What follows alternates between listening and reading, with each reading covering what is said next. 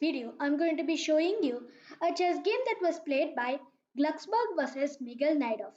Glucksberg, who's playing from the white pieces, opens the game with the move pawn to d4. Pawn to f5, the Dutch defense is on the board, and pawn to c4. Claiming space in the center, knight to f6, knight to c3 and pawn to e6. Knight to f3, pawn to d5, black strikes in the center and he gains this e4 outpost for the knight. Pawn to e3, defending this pawn, c6. So you can see that black has created some type of stonewall defense. He has put all his pawns in light squares because he wants to attack with knight to e4 and pawn to g5. After c6, bishop to d3 and bishop to d6, bringing the bishop on a useful diagonal, castles and knight to e2. Remaneuvering this knight to d7, and here as this e6 pawn is very weak, white goes for it with knight to g5, and this is not a good idea. Pause the video for a few minutes and try to come up with the correct tactic so that you can punish this insipid knight to g5 move. Well, after knight to g5, bishop takes h2, and here king takes h2 must be played. After black plays knight g4 and king g1, black will play queen captures g5, and this is at least an okay position for white.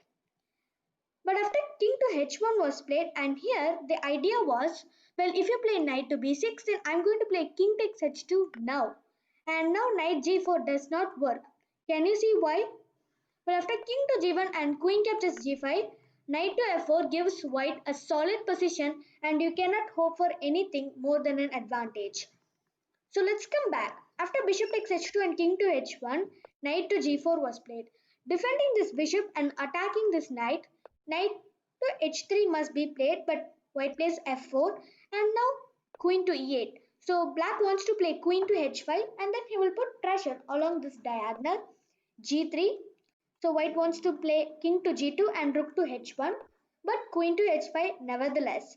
King to g2, and in this position, pause the video for a few minutes and try to come up with the absolute immortal game that was played by Miguel Najdorf.